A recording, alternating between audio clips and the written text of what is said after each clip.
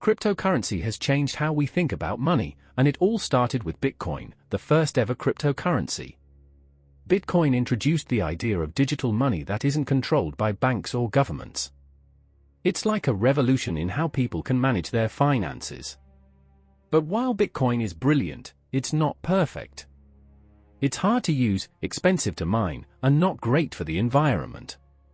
Today, we're going to explore how Pi Network, a new and exciting cryptocurrency, is tackling these challenges. By the end of this video, you'll see how Pi Network is making cryptocurrency simpler, greener, and more accessible to everyone, no matter who they are or where they're from. Let's start with Bitcoin and why it's such a big deal. Bitcoin was created in 2009 by an anonymous person or group of people using the name Satoshi Nakamoto. It was designed to solve one big problem: trusting banks and governments with our money. Instead of a bank keeping track of your money, Bitcoin uses something called blockchain.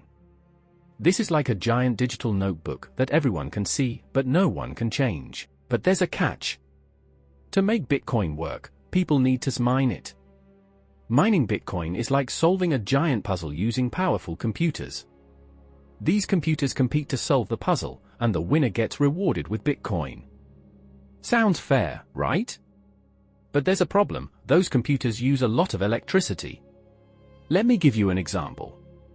Imagine you live in a small town. Your electricity bill for the whole month might be $50 to $100. Now, compare that to a Bitcoin mining rig, which uses as much electricity in 1 month as a small town. This is why people often say Bitcoin is bad for the environment. It's like leaving all the lights, heaters, and TVs in your house on the 24th of July. On top of that, mining Bitcoin requires expensive equipment that costs thousands of dollars. This makes it hard for everyday people to get involved.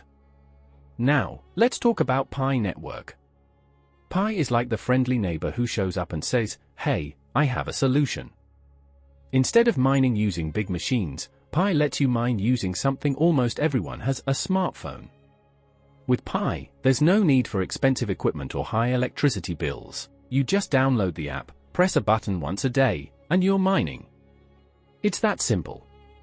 And the best part? It doesn't drain your battery or use a lot of your phone's resources. Think about this: billions of people around the world don't have access to traditional banking systems. Maybe they live in remote areas, or maybe banks in their countries charge high fees. For these people, Bitcoin isn't an option because it's too expensive to mine and too complicated to understand. Pi Network changes the game. It gives everyone, whether you're in a city or a rural village, the chance to participate in cryptocurrency. All you need is a smartphone. Imagine a farmer in Africa or a student in Asia mining Pi and becoming part of a global financial system. That's the power of Pi Network. Earlier, I mentioned how Bitcoin's mining process uses a lot of energy. In fact, the energy used to mine Bitcoin each year is more than the energy used by some small countries. Pi Network takes a completely different approach. It uses something called proof of stake instead of proof of work. Without getting too technical, this means Pi doesn't need heavy computations to work. It's like switching from an old gas-guzzling car to an electric vehicle. It's better for the planet and for the people who use it. Now let's talk about trust. Bitcoin is great because it's anonymous, but that also means you don't always know who you're dealing with. This has led to scams and other illegal activities. Pi Network does things differently. When you sign up for Pi, you have to go through a process called KYC, or Know Your Customer. This means Pi verifies that you're a real person. By doing this, Pi is building a community of real users, not bots or fake accounts. And this is important because trust is the foundation of any financial system. The more people trust Pi, the more they'll use it.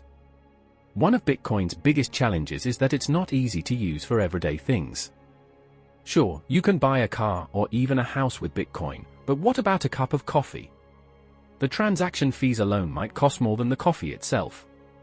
Pi Network is designed to be different.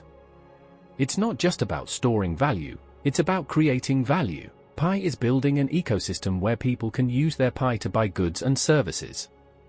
Developers are already creating apps for the Pi network, like marketplaces where you can trade items or services using Pi. Imagine being able to use Pi to pay for groceries, book a hotel, or even hire a freelancer. This is the kind of world Pi network is working to build. So, what's the future of Pi network? Right now, Pi is still in its enclosed mainnet phase. This means it's not fully open to the public yet, but the groundwork is being laid. Millions of people are already mining Pi, and the community is growing every day. As Pi moves toward its open mainnet phase, its potential will only grow. It could become the first cryptocurrency that's truly accessible, sustainable, and useful for everyone. Bitcoin was the beginning of something amazing. It showed us what's possible with blockchain technology. But like any first attempt, it has its flaws. Pi network is building on Bitcoin's foundation, improving accessibility, reducing environmental impact, and focusing on real-world use. If you're not already part of Pi network, now's the time to join. Download the app, start mining, and be part of this movement. Together, we're not just imagining the future of money, we're creating it. Thank you for watching, and I'll see you in the next video.